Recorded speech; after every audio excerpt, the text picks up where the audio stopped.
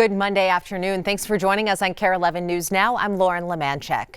Right now, optimism is growing for an end to the U.S. government shutdown. Late last night, 8 Democrats voted with Republicans to move a funding bill forward, clearing the first hurdle with a vote of 60-40.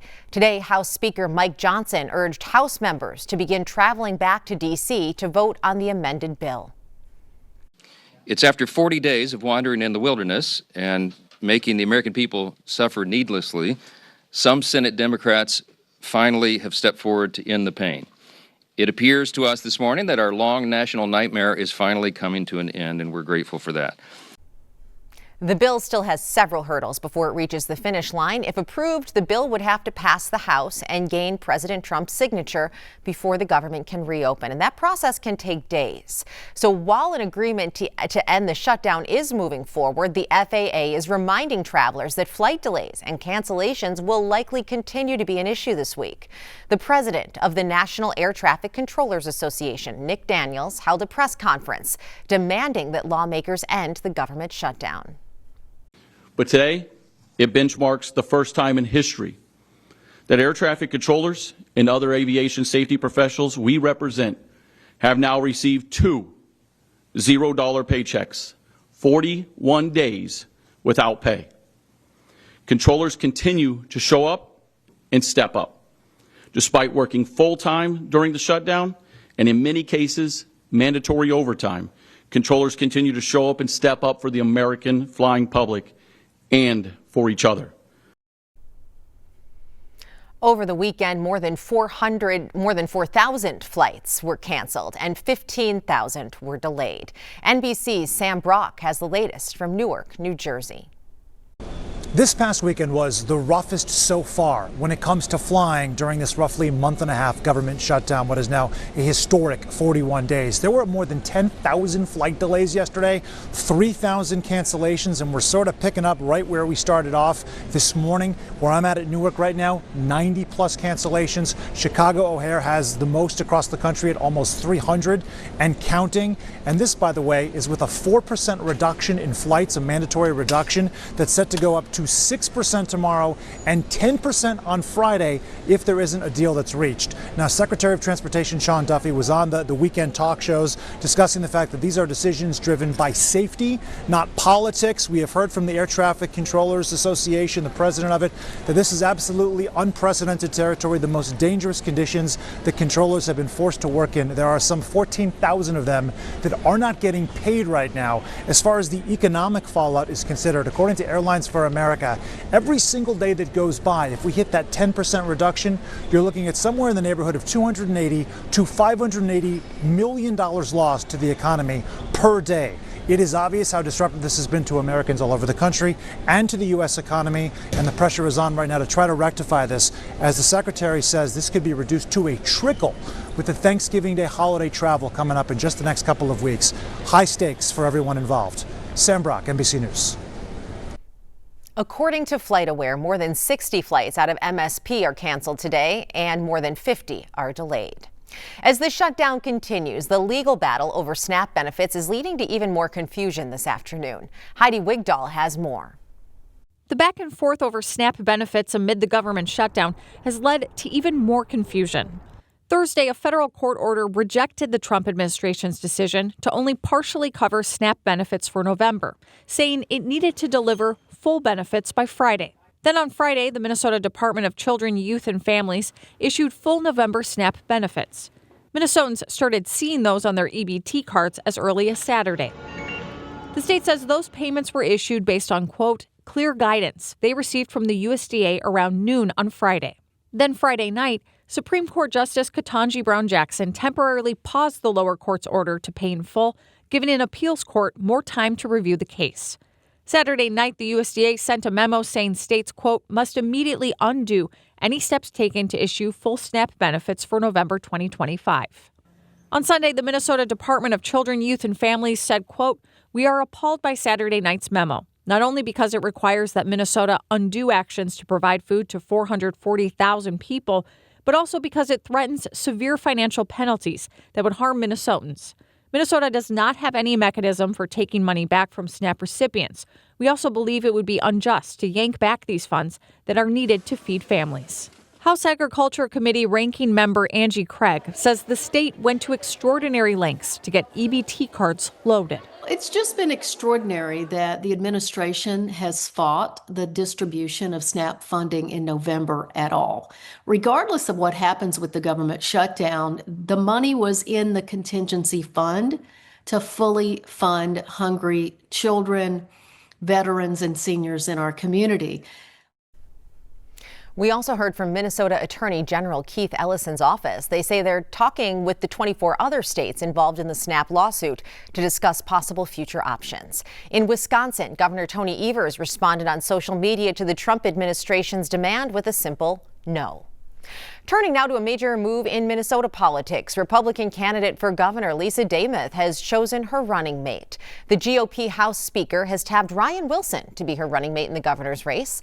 This comes less than a week after Demuth announced she'll take on Governor Walz for his seat. Wilson is a lawyer and former small business owner. He also ran for Minnesota State Auditor back in 2022. The new Demuth-Wilson ticket will be going on a statewide campaign tour later this week. Within the last couple hours, we have learned more about the tentative agreement between the Minneapolis teachers and the school district. The Minneapolis Federation of Educators now says there will be a vote on the deal Thursday and Friday. The agreement was announced late Saturday night, averting a strike that would have started tomorrow. It includes 3 different contracts for teachers, educational support professionals, and adult educators, and it centers around smaller class sizes, special education caseloads, and higher salaries. I am exhausted, and yet I'm invigorated by what we have seen in this building in the last week. New developments this afternoon in the high-speed crash that killed Vikings rookie Kyrie Jackson last year in Maryland. The woman accused of driving drunk and causing the crash pleaded guilty to 3 counts of negligent homicide. Prosecutors say Corey Klingman's recklessness led to the crash that killed Jackson and the 2 other young men he was in the car with.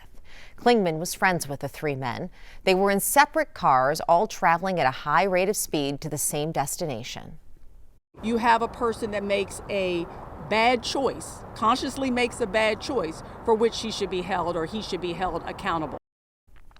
The court ruled Klingman will be under house arrest until her sentencing in February. Prosecutors are recommending a 15-year sentence and asking that 12 of those be suspended. They say the friendships between her and the victims, as well as it being an unintentional crime, led to their decision. Right now, Nadia's in Brooklyn Park is holding a donation drive to get supplies to Jamaica after Hurricane Melissa. One organizer says she was eating at the restaurant when someone came in with a bag of rice, hoping to help with the hurricane efforts. She said she then worked with the restaurant's owner to kick off the drive. We know our Minnesotans, they want to give back, they want to help, but we wanted to provide a medium to make it convenient for them to do that, but also allow them to learn about the organizations that we're supporting. They're looking to collect shelf-stable foods, clothes, school supplies, and tools like solar-powered phone chargers.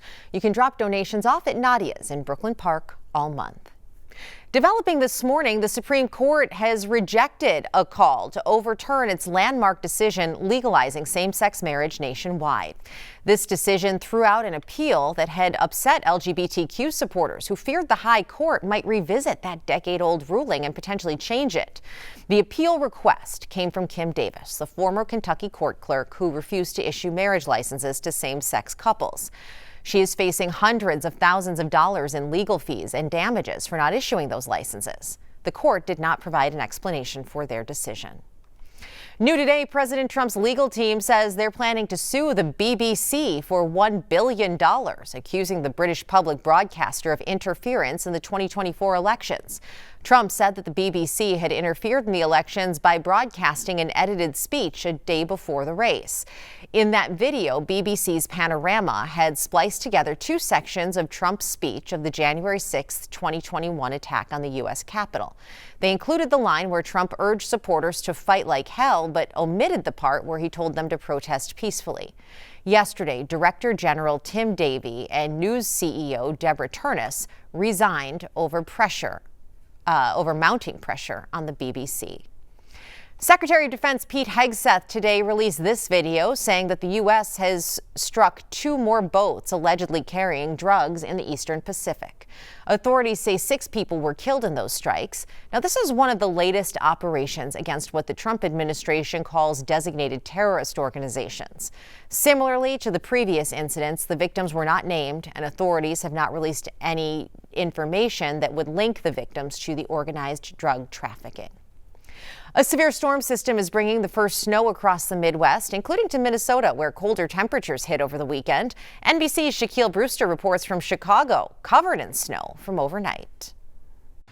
Hi there. Well, you're seeing this fresh layer of snow here in the Chicago area. It was not as much as we expected, but still enough to cause somewhat of a slick commute this morning. And of course, there's those images that we saw overnight as it was really coming down really throughout the Midwest. Some cars that were stranded and stuck. But really, the one thing we're focused on are these temperatures. I feel it on my face right now. The wind is really whipping, and it's more than just the Midwest chill that we talk about, but these are cold temperatures, a cold Arctic blast that's really stretching much of the country from the Midwest all the way down to Texas. That is something that we're definitely watching for, some unusual and unseasonably like temperatures, something you would expect more for December and January. And something else that we're continuing to watch as we're expecting another band to come through of lake effect snow through the Midwest is the impact that it will have on travel. Of course, we've been talking about the impacts that the government shutdown have been having, slowing down flyers. Well,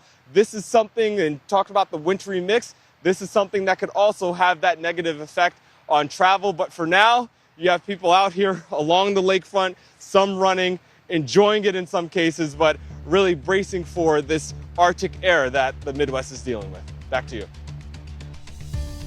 Stick with us. More news and weather's coming up after the break.